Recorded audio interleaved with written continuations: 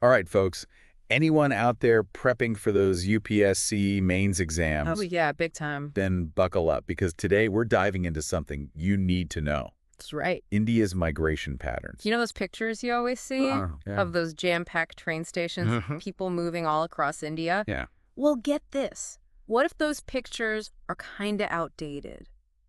What do you mean outdated? We've got some brand new data Oh, really? that's shaken things up, Okay. challenging what we thought we knew about internal migration in India. Interesting. And trust me, for those exams, Yeah. understanding these new trends, Right. that's your secret weapon for tackling those tough policy questions. Okay, so You ready to dig in? I'm ready to dig in. So usually we'd wait for the census data, right? Right. To get all the details. But Today's different. we're going off the beaten path That's right. We're going rogue. with some cutting-edge insights. Straight from a recent paper by the Economic Advisory Council to the Prime Minister. Yeah. Prime Minister. Okay, And here's what's cool. what's cool?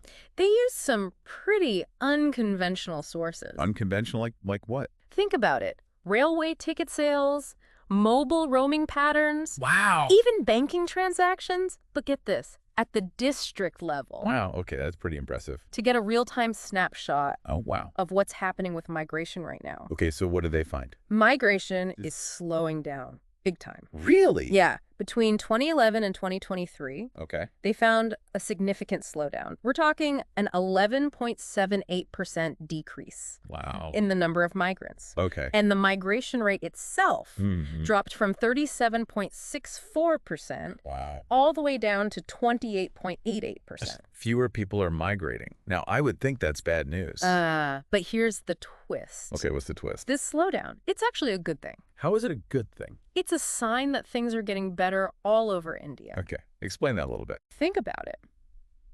Better economic opportunities in smaller cities, better infrastructure connecting different regions, Okay, yeah. more access to education and healthcare, Right. closer to home. Right. All those things mean people have more reasons to stay put, Oh, or interesting. they might choose destinations Yeah. that they didn't used to consider. It's not just about people moving less. Right, It's about where they're choosing to go. exactly. And that's where things get really interesting, I bet. especially for those UPSC preps. All right, so tell me more. So the traditional hotspots, Mhm. places like Uttar Pradesh, Maharashtra, Madhya Pradesh, Those are always the big ones. they're still up there, Okay. but there's a new pecking order emerging. What do you mean? West Bengal and Rajasthan. Okay. They're climbing the ranks, Really? replacing Andhra Pradesh and Bihar.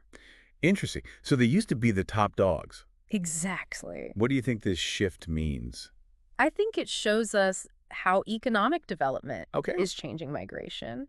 Yeah, explain that. Well, think about it. West Bengal, Rajasthan, Karnataka, Yeah. they're seeing huge growth in migrant arrivals. Interesting. But then you look at Maharashtra and Andhra Pradesh, Yeah. and they're seeing a decline. Wow. So what does that tell us? What's that tell us?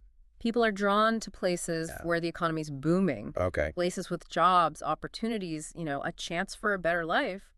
Oh, so it's like we're watching I know, right? a map of India's economy changing right in front of us. Right. And it's all happening through migration. That's really fascinating. It is. And if we zoom in even closer Yeah, even closer. to the district level, what do we see? Well, the top origin districts where the migrants are coming from, Yeah. they're mostly still around the big cities. So like Delhi, Mumbai. Exactly. Chennai, Bangalore, Kolkata. Okay, that makes sense. But the destinations where they're going, Mm-hmm. those are a bit more diverse. Okay, like where? We're talking Mumbai, Bengaluru urban, Howrah, Central Delhi, and Hyderabad. Interesting. Anyone listening out there, does this match what you're seeing in your own region? I'm curious. Yeah, I'd love to know. So we've got this big picture of migration slowing down, but Well, hold on. There's another layer to this. okay, I like layers. Tell me more. We got to talk about seasons. Seasons. What do you mean?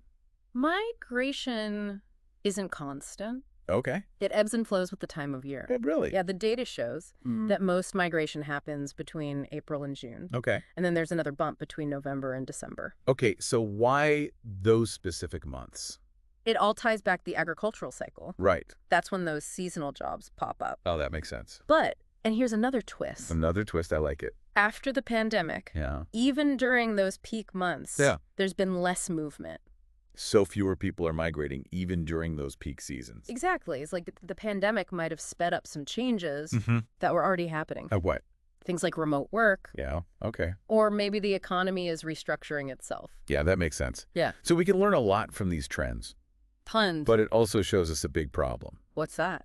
We need more data. Oh, yeah. We're always hungry for more data. More regular, more detailed data. Agreed. I mean, we've got reports like Migration in India 2020-21. Yeah, from the Ministry of Statistics and Program Implementation. Right, and there's that working group report on But migration. since 2017. Yeah, from the Ministry of Housing and Urban Poverty Alleviation. But even those reports say we need better data. Yeah, they admit it's tough to really track all these migration flows. Right, and without good data. It's like trying to navigate in the dark. Yeah, We need that data to understand what's really going on, to Mhm. make smart policies absolutely. about infrastructure, resources, social welfare programs, the whole shebang. Yeah, data is power, Couldn't agree more. especially when we're talking about something as complex as migration. Absolutely. And speaking of power, all you future civil servants out there, Yes. getting ready for those UPSC exams, Good luck. understanding these migration trends. This is your edge. Yeah, This is what'll help you nail those tough policy questions. absolutely. Imagine getting a question about urban housing shortages Yeah.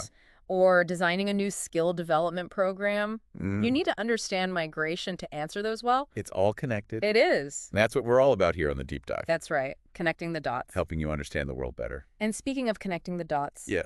let's get into some specific examples. Okay, great idea. But before we do, Yes. quick reminder to hit that subscribe button and give this episode a like. It helps us out a ton. Yeah, it really does. It helps us reach more curious minds just like yours.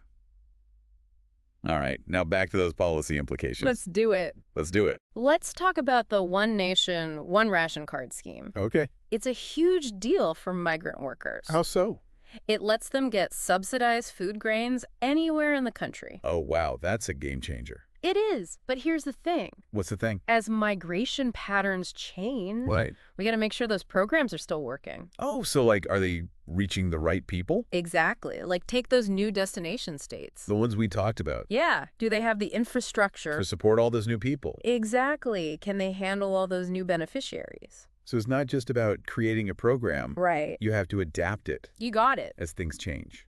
Policymakers, they got to be on top of this stuff. That's a great example Thanks. of how something like a social welfare program can be affected by migration. Absolutely. It's all connected. It is, and I bet the UPSC examiners, Oh, yeah, they'd love this. they eat this stuff up. Showing those connections. It's all about the big picture. That's how you impress them. Exactly. But it's not just about spotting the connections. Okay, what else is there? You got to analyze them. Okay. Think about the implications. So like what? What happens to rural-urban disparities? With migration slowing down. Yeah. Does it help those overcrowded cities? That's a good question. Or maybe it creates a labor shortage. There's certain areas. Exactly. You got to think several steps ahead. It's like chess. It is. You got to anticipate the consequences and figure out how to make things better. That's the kind of thinking the UPSC wants to see. They want to see you can handle the complexity. So for those of you aiming for the civil service, This is your homework. don't just memorize these trends. Right. Engage with them. Think critically. Connect them to the bigger picture. And don't be afraid to challenge assumptions. Exactly. It's not just about passing a test It's about using this knowledge. to make India a better place. So we've talked about the slowdown, Mm-hmm. but what about the future? Ah, the crystal ball. Yeah, what should we be watching for? One big thing. Hit me with it. Remote work Oh. and the gig economy. Oh, interesting. These are changing how people work and live. And that means... It's going to change how they move. So is this going to reverse migration? Maybe people will go back to their hometowns. With their laptops? Exactly. But maybe we'll see totally new patterns. Like what?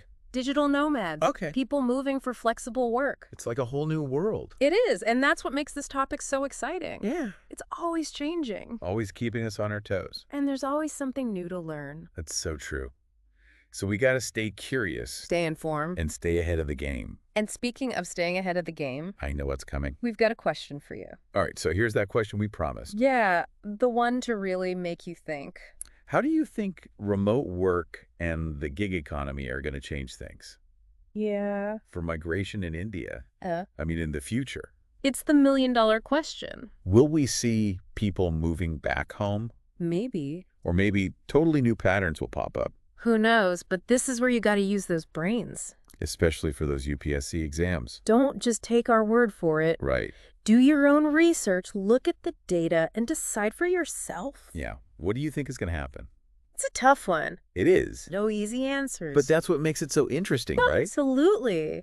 The future of migration, it's tied to so many things. Like what? Technology, the economy, how our society changes. Right. It's all connected. And if we want to make good policies, Mm-hmm. policies that actually help, Yeah. you got to understand all those connections. It's like we're watching a giant experiment I know, right? happening right now. In real time. And maybe one of you listening Yeah, you out there. will be the one to figure it all out. Crack the code of India's future migration. And if you do, Come back on the show. yeah, we'd love to hear your thoughts. Absolutely. But for now, that's the end of our deep dive. Into India's changing migration landscape. Hope you enjoyed it. Me too. It's been fascinating. Big thanks to our expert for all those insights, Anytime. and to all our listeners, Yeah, thanks for joining us. especially those UPSC folks. Good luck with those exams. Remember, this isn't just about passing a test.